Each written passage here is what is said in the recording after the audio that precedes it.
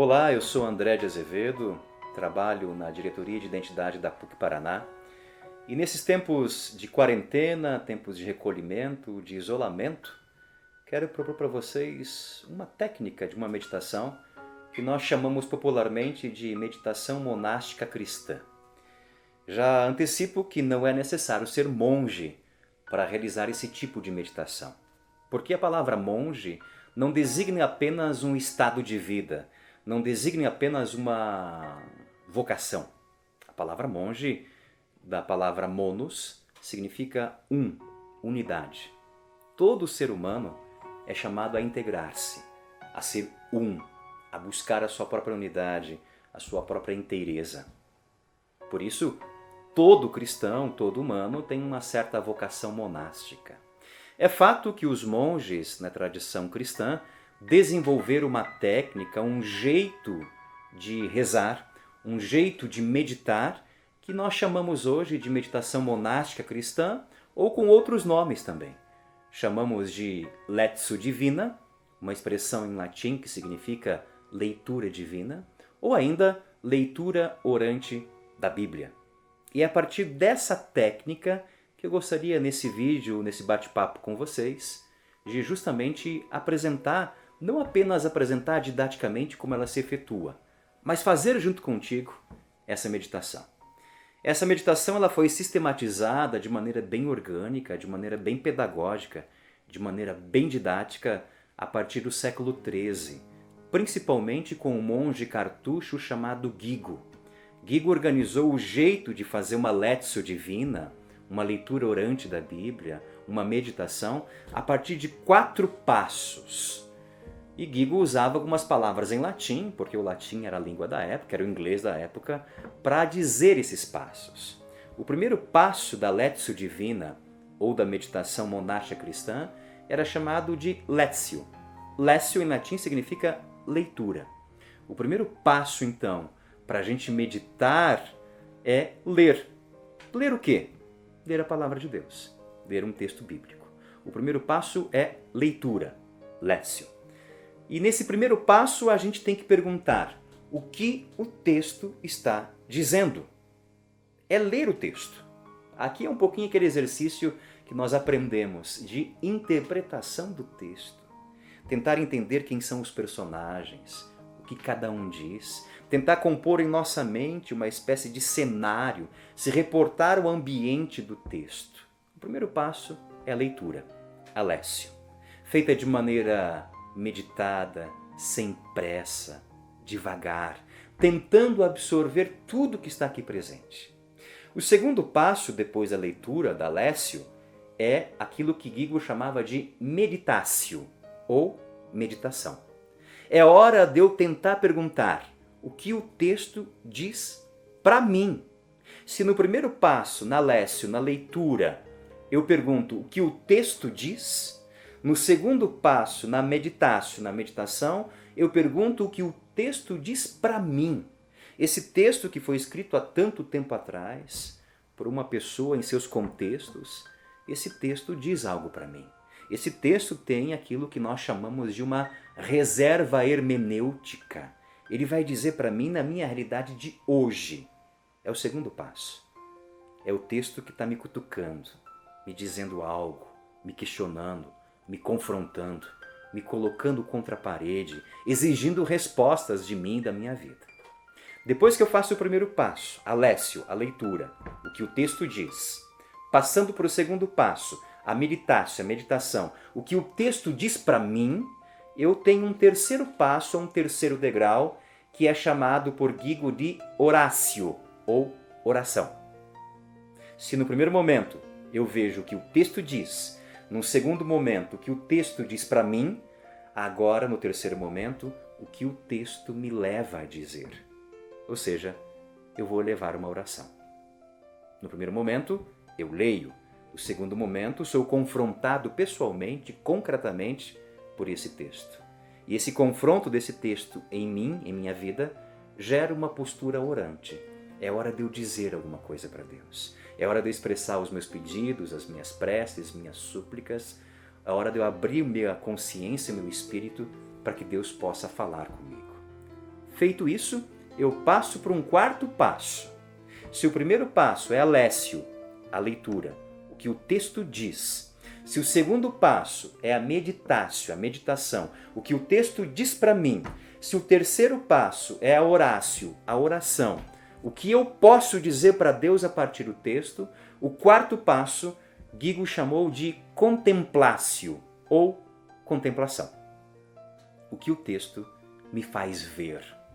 É hora realmente, depois da minha oração, de eu colocar isso em minha vida, de tentar entender o que o texto me faz olhar de novo. Qual o novo olhar de vida, leitura de mundo, que o texto vai solicitar de mim, que é esse momento de meditação vai solicitar de mim. Todos esses passos, claro que eles não acontecem em momentos certinhos, estanques como gavetas que se abrem. Às vezes se misturam, às vezes se intercalam. Não há problema. O importante é lembrar que todo cristão é chamado a ser interpelado pela palavra de Deus, pelo texto bíblico. É assim que os cristãos meditam. Claro que os cristãos podem se apoiar em outros tipos, em outras técnicas de meditação. Mas, acima de tudo, a meditação cristã é uma meditação não de esvaziamento apenas. É a meditação de uma habitação. A meditação cristã, a interioridade cristã, é ser habitado por uma presença. Uma presença que se revela de diversas maneiras. E talvez uma delas, ou melhor, uma delas, é o contato assíduo com o texto bíblico. Depois dessa introdução, um pouco pedagógica, didática, de como os cristãos podem meditar, eu quero fazer contigo, nesse momento agora, um exercício de lécio divina, um exercício de leitura orante da Bíblia, um exercício de meditação monástica cristã. Para isso, se você tem na tua casa a Bíblia, pode pegar a Bíblia.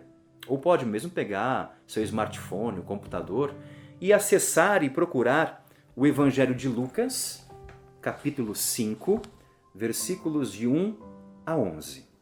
Repito, Evangelho de Lucas, capítulo 5, versículos de 1 a 11. Nós vamos fazer aqui uma meditação monástica cristã, uma lécio divina, um jeito de rezar a palavra de Deus, seguindo aqueles 4 passos que Guigo nos ensinou, da leitura, da meditação, da oração, da contemplação.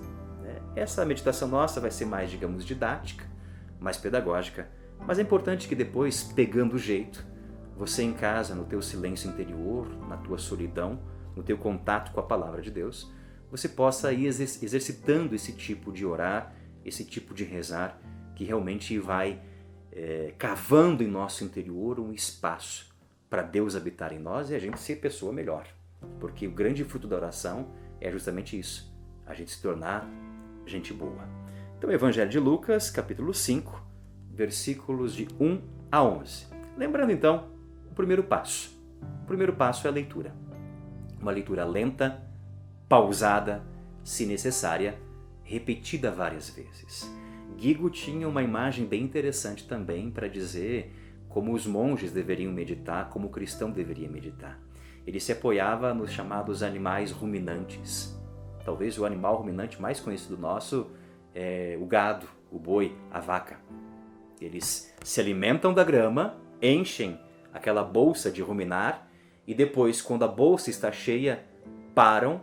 O alimento volta para ser mastigado várias e várias e várias vezes para depois ir para o estômago. A leitura da palavra de Deus deve ser uma leitura ruminante. Ou seja, a leitura me joga o alimento, mas eu preciso ruminar esse alimento constantemente na minha existência. E é por isso que, para um cristão que medita, a meditação ou a lécio divina é o exercício de uma vida. A gente constantemente tem que estar ruminando essa palavra de Deus para que essa palavra de Deus vá nos formatando, vá nos moldando conforme Deus quer que a gente seja. Deus quer que a gente seja bom, gente boa. Então peguemos o texto de Lucas 5, 1 a 11. Um texto muito conhecido. Leiamos juntos. Certo dia, Jesus estava à beira do lago de Genezaré. E a multidão se comprimia ao seu redor para ouvir a palavra de Deus. Ele viu 2 barcos à beira do lago Os pescadores tinham descido e lavavam as redes.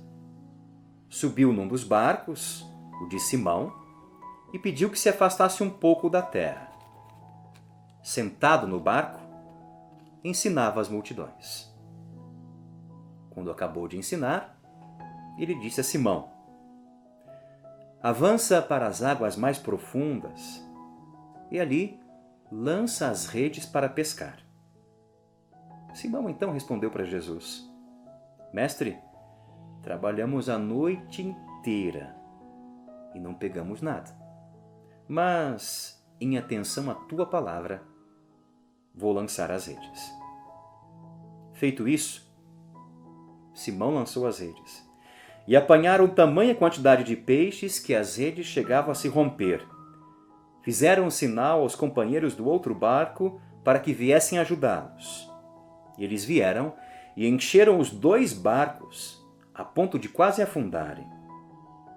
Vendo isso, Simão Pedro caiu de joelhos diante de Jesus e disse: afasta-te de mim, Senhor, porque eu sou um pecador. Ele e todos os que estavam com ele ficaram espantados com a quantidade de peixes que tinham pescado. O mesmo ocorreu a Tiago e João, filhos de Zebedeu e sócios de Simão. Jesus então disse a Simão: não temas, não tenha medo. De agora em diante, serás pescador de homens. Eles levaram seus barcos para a margem, deixaram tudo e seguiram a Jesus. Esse é o primeiro passo. O que o texto diz? E esse primeiro passo, que é a leitura, tem que ser feita de maneira pausada, se necessário repetindo várias vezes. A atenção concentrada está no texto. Tenta imaginar o cenário, o cheiro do mar, do lago, o cheiro de peixe, as pessoas em torno de Jesus, querendo ouvir o que ele tem a dizer, porque a palavra dele trazia sentido para suas vidas. A confusão de gente, de grito, Jesus pedindo um espaço no barco de Pedro, Jesus pedindo para Pedro ir mais profundo. O primeiro momento é a composição de cena. O que o texto diz? Se necessário, leia várias vezes. Não há problema. A leitura é hora de eu coletar o alimento do meu interior. Por isso, vamos ler mais uma vez. Certo dia, Jesus estava à beira do lago de Genezaré. E a multidão se comprimia ao seu redor para ouvir a palavra de Deus. Ele viu 2 barcos à beira do lago. Os pescadores tinham descido e lavavam as redes. Subiu num dos barcos, o de Simão, e pediu que se afastasse um pouco da terra. Sentado no barco, ensinava as multidões. Quando acabou de falar, ele disse a Simão: avança para as águas do fundo, avança mais para o fundo, e ali lançai as vossas redes para a pesca. Avança para o fundo, avança para as águas mais profundas, e ali lançai as redes para a pesca. Simão respondeu: Mestre, trabalhamos a noite inteira e não pegamos nada, mas, em atenção à tua palavra, lançarei as redes. Em atenção à tua palavra, lançarei as redes. Agindo assim, pegaram tamanha quantidade de peixes que as redes se rompiam. Fizeram sinal aos companheiros do outro barco para que viessem ajudá-los. Eles vieram e encheram os 2 barcos a ponto de quase transbordar. Vendo isso, Simão Pedro caiu de joelhos diante de Jesus e disse: afasta-te de mim, Senhor, porque sou um pecador. Afasta-te de mim, Senhor, porque eu sou um pecador. Ele e todos os que estavam com ele ficaram espantados com a quantidade de peixes que tinham pescado. O mesmo ocorreu com Tiago e João, filhos de Zebedeu e sócios de Simão. Jesus então disse a Simão: não tenhas medo, não temais, não tenhas medo. De agora em diante, serás pescador de homens. De agora em diante, serás pescador de homens. Eles levaram os barcos para a margem, deixaram tudo e seguiram a Jesus. Esse é o primeiro momento nosso, a leitura. Tem vários personagens. A multidão que está ao redor de Jesus, empolvorosa, querendo ouvir sua palavra.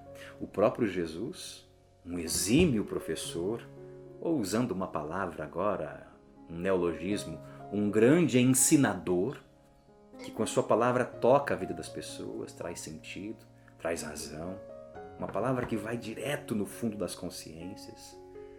Os pescadores atrás, chegando da pescaria, possivelmente era de manhã, ao amanhecer do dia, porque Pedro diz para Jesus, a gente pescou a noite toda, não conseguiu nada, estou voltando de um dia de trabalho estressante, estafante, que não tinha produzido nada.